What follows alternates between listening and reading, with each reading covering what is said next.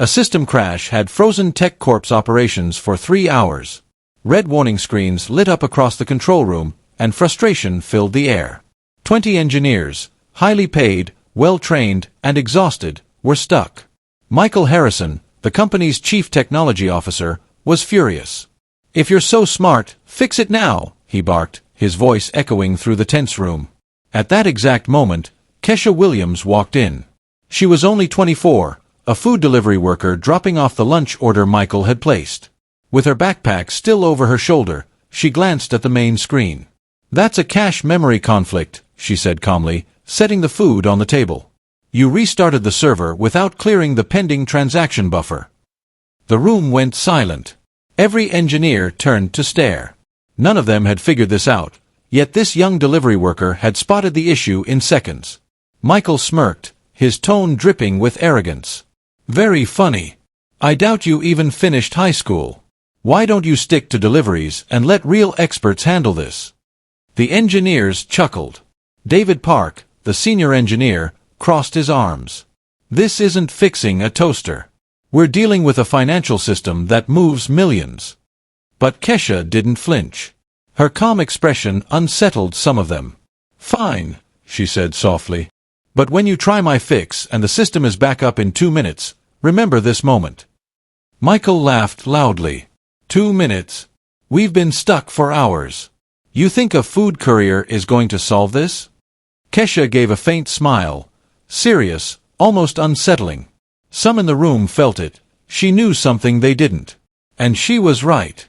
Once they reluctantly tried her suggestion, the system recovered in exactly 2 minutes. 3 days later, Michael still couldn't let it go. He, an MIT graduate with 15 years in tech and a $200,000 salary, had been corrected in front of his entire team by someone he considered beneath him. David Park entered his office with a smirk. "I got her name. Kesha Williams. 24. Works for 3 delivery apps. Lives on the East Side. She dropped out of college in her 3rd year of computer science." Michael raised his eyebrows. "Dropped out? Why?" "Couldn't afford tuition. Low-income family. Typical case of someone who dreams too big." What Michael didn't know was that Kesha hadn't left school because of poor grades or lack of talent. She had been forced out by a family tragedy that changed everything. Kesha had been forced to leave college during her 3rd year. Her mother had been diagnosed with cancer, and paying for treatment left no room for tuition. So Kesha chose family over school. For 2 years, she worked 3 jobs during the day and taught herself programming at night, sitting at a cardboard box she used as a desk, typing on an old second-hand laptop she'd bought with borrowed money. Michael Harrison didn't care about that. Sitting in his office, staring out from the 23rd floor, he sneered.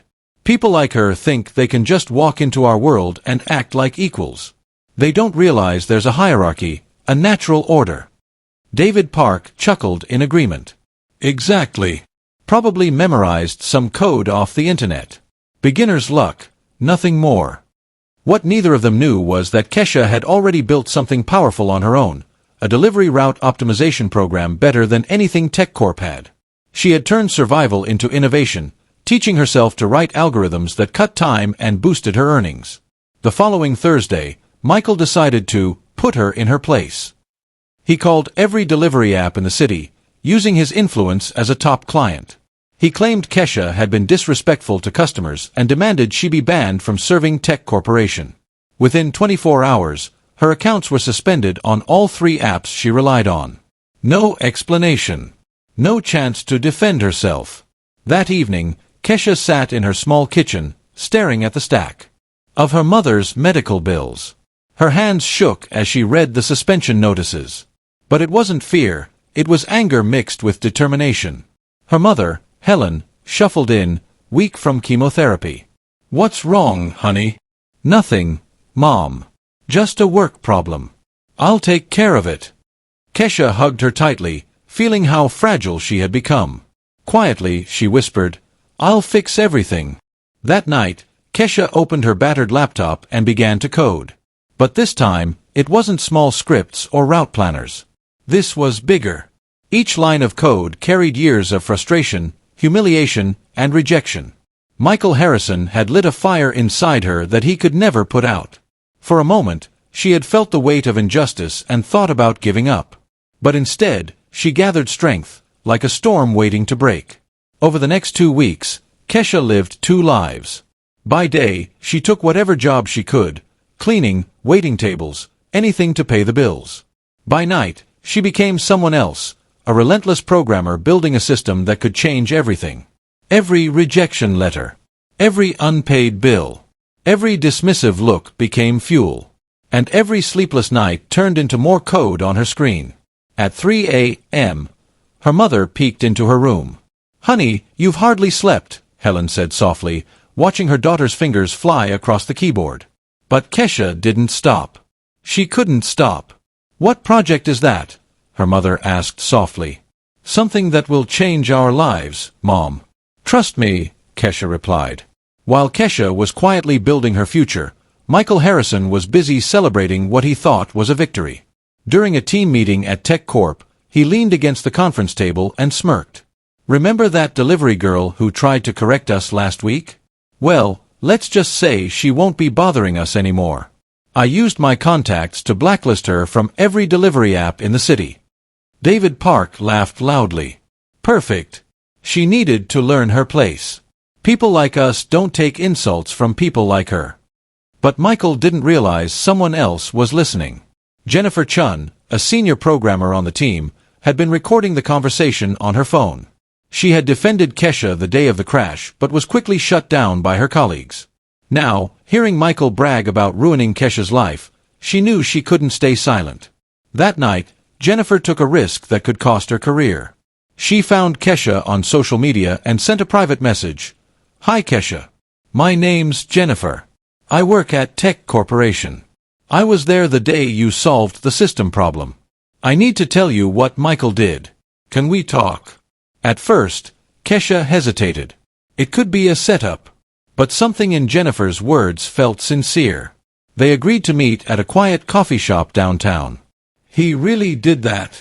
Kesha asked, stunned, after listening to the recording. "Worse," Jennifer said firmly. "He's bragging about it."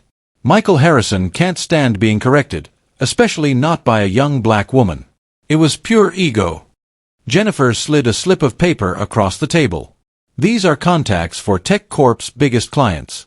If they knew Michael makes decisions based on pride instead of competence, it could change everything." Kesha stared at the paper, her hands trembling. "Why are you helping me? You don't even know me." Jennifer sighed. "Because I've been in your shoes. 3 years ago, Michael tried to fire me for pointing out an error in an investor presentation. The only difference was that I had union protection and a lawyer. You didn't have that safety net. But maybe together, we can make this right." That night, Kesha sat at her old laptop with renewed purpose. She wasn't just coding anymore. She was building a weapon. Her project had evolved into a security platform that could scan corporate systems and expose critical flaws in real time. What made it even more powerful was what she had already discovered. Tech Corp's own systems were riddled with weaknesses, problems Michael and his entire team had missed, but she had mapped out completely. Over the next week, Kesha began the first phase of her plan. Using the client list Jennifer provided, she created discrete social media profiles and reached out to CTOs of Tech Corp's top clients. Her pitch was simple: free security audits from an independent specialist. Nothing illegal, nothing shady, just a skilled young programmer offering to help. One by one, she began scanning their systems. And each time she uncovered vulnerabilities, many traced back to Tech Corp's own products. "How's the project going?" her mother asked one evening, watching Kesha finally sit back and breathe after 2 weeks of non-stop work. "Better than I expected, Mom," Kesha said, a small smile forming. "Much better." But this smile was different. It wasn't relief. It was the quiet, steady smile of someone who knew they were about to change everything. Kesha's smile that night was no longer the weary grin of someone barely holding on. It was the steady smile of a woman who had finally discovered her true strength. Across town, Michael Harrison's phone rang. On the other end was Mr. Rodriguez, CTO of Megacorp, one of Tech Corp's most important clients. "Michael, we need to talk. Urgently." We've just received a security report showing major flaws in every system you built for us. You told us these vulnerabilities didn't exist. Michael froze. That can't be right, Mr. Rodriguez. Our systems passed every check. The report is signed by a security expert named Kay Williams. Do you know her? The name hit Michael like a punch. Kesha Williams. The delivery girl he thought he had destroyed. Only now, she wasn't delivering food, she was delivering the truth. Yes, I'll look into this immediately, he stammered, hanging up with trembling hands. It wasn't fear yet. It was the sinking realization that he had badly underestimated her. But that call was only the beginning. Kesha wasn't targeting one client. She was unveiling a carefully planned exposé. She had mapped out years of negligence, bias-driven decisions, and failures Michael's team had overlooked. And now, step by step, she was bringing it all into the light. On Monday morning, Michael walked into the office to find his secretary pale and shaken, clutching a stack of urgent messages. Mr. Harrison, we have a serious problem. 12 clients canceled contracts in the last 24 hours. They all cite the same reason, critical flaws found in an independent audit. Michael's chest tightened. 12 contracts. Nearly 60% of the company's revenue. What audit? Who authorized this? He demanded. No one, sir. A consultant offered free security reviews, and our clients took the offer. Just then, the phone rang again. It was Richard Goldman, CEO of Dataflow Industries. Michael, I'm canceling our contract effective immediately. This Kay Williams uncovered vulnerabilities you told us didn't exist. Even worse, she showed us system logs going back 6 months, proof you knew about the risks and kept quiet. Michael's voice shook. Richard, there must be a misunderstanding. The misunderstanding, Richard cut in, was trusting you. This consultant just saved us from disaster. You put our company at risk and lied about it. The line went dead. Michael sat in shock. Kesha had access to TechCorp's internal logs. But how? The answer appeared minutes later in the form of an email sent to every employee in the company. Subject line, Transparency and Integrity, a necessary conversation. It was from Jennifer Chun. Dear colleagues, she began, as an employee here for 5 years, I cannot stay silent. Our CTO, Michael Harrison, sabotaged the career of Kesha Williams, a brilliant young programmer, out of prejudice and personal ego. Attached is the recording of the meeting where he bragged about it. Kesha identified a critical flaw in our system in seconds. Our response was to humiliate her and blacklist her from work. We must decide if this represents the values of our company. The truth was out. Kesha had warned them for months about serious security gaps. Instead of fixing the problems, management tried to ruin her career. Ironically, those same flaws ended up costing the company millions in data breaches. Within 15 minutes, her email exposing the truth spread across the company. In 30 minutes, it was on social media. Within an hour, every local tech outlet was covering the story. Michael stormed into Jennifer's office and shouted, "You're fired! How dare you attack me?" Before Jennifer could answer, a calm voice came from the doorway. It was Kesha, this time with a lawyer and 2 journalists by her side. She carried a laptop and a folder of documents. Actually, she said with a steady smile, she's protected by workplace discrimination laws. And you're the one in trouble. I'm here to do the security audit you claimed I wasn't qualified for. The board officially hired me after 12 clients canceled contracts in a single day. Michael froze. You can't be here. Security. I didn't break in, Kesha replied calmly. Your board brought me here. They want answers. The journalists turned on their cameras. One asked, Mr. Harrison, did you sabotage the career of a qualified black employee just because she corrected you in public? Michael panicked. That's a misunderstanding, he stammered. Kesha opened her laptop and connected it to the screen. Here are 23 major vulnerabilities in TechCorp systems. These issues cost your clients over $4 million. Any skilled developer would have caught them. But you ignored basic reviews and prioritized your ego over security. Michael went pale. Our systems passed all the checks. Your checks were shallow and careless, Kesha interrupted, still calm. You cared more about looking right than doing the job right. Her lawyer stepped forward. My client is preparing lawsuits for defamation, racial discrimination, and professional sabotage. The journalist added, meanwhile, TechCorp's clients are already planning a class action lawsuit. Losses may exceed $8 million. Michael slumped in his chair, his career and finances collapsing before his eyes. Why? He asked weakly. Why didn't you just move on? Kesha closed her laptop and looked him in the eye. Because someone had to prove that skill has no color, class, or origin.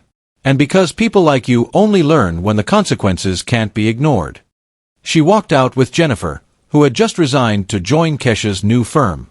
Michael was left alone, realizing too late that he hadn't just underestimated a delivery girl. He had underestimated the strength of someone who turned every act of discrimination into fuel for success. 6 months later, Kesha sat in her own office on the 21st floor of a downtown tower. Her company, Secure Code Solutions, had grown from an idea born out of injustice into one of the most trusted cybersecurity firms in the nation. 17 new contracts this month, said Jennifer Chun, now Director of Operations, as she walked in with a stack of proposals. 3 of them are former TechCorp clients who came to us after seeing how we work. Kesha smiled, not the smile of revenge, but of someone who had turned pain into purpose. And how's TechCorp holding up?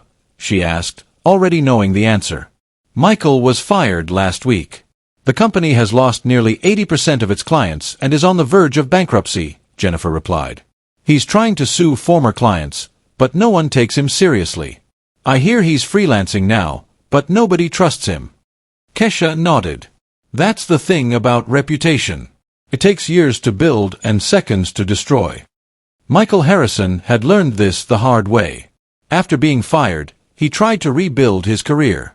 But a viral recording of him admitting to sabotaging Kesha out of prejudice ended it all. Companies that once courted him now avoided him. Colleagues who had once laughed at his jokes now pretended they didn't know him. Even David Park publicly distanced himself from Michael's behavior. You know what's ironic? Said Helen, Kesha's mother, as she walked in with a tray of coffee. Her health had improved thanks to the medical care Kesha could now provide. That man tried to destroy you because he thought you weren't worthy. And now you're far above him. Kesha hugged her mother gently. It was never about being above anyone, Mom. It was about proving that talent has no color, no class, no origin. And when the system fails us, sometimes we have to build our own justice. The phone rang. It was an invitation to speak at the National Technology Conference. For 5 years, Michael had been a keynote speaker there. Now he wasn't even on the guest list. I'll accept, Kesha said. I want to talk about how diversity in technology isn't just social inclusion, it's about excellence. So many problems could be solved if companies stopped underestimating people based on appearances. Across town, Michael opened yet another job rejection. His savings were gone, his luxury apartment sold, and he now lived in a small studio. For the first time in his life, he was judged not by his connections, but by his actions. You turned humiliation into strength, Jennifer told Kesha later, watching her review contracts. That wasn't just revenge. That was justice. The best revenge, Kesha replied, isn't tearing others down. It's building something so extraordinary that they realize how small they were when they tried to stop you. A year after leaving TechCorp, Kesha had proven one thing. There was a natural hierarchy. But it wasn't based on race, background, or school. It was based on competence, integrity, and courage. Her company, Secure Code Solutions, now employed 45 people, many of them talented professionals overlooked elsewhere. She hadn't just built a business. She had created a movement proving that diversity and excellence go hand in hand. Michael Harrison had tried to ruin a young woman he underestimated. In the end, he lost everything, and helped spark the rise of one of the most innovative tech firms in the country. Kesha had learned that true victory isn't about making enemies suffer. It's about building something so extraordinary that they finally see the greatness they tried to deny. If this story inspired you, don't forget to subscribe for more stories that prove talent has no color, and that sometimes our biggest challenges lead us to our greatest destiny.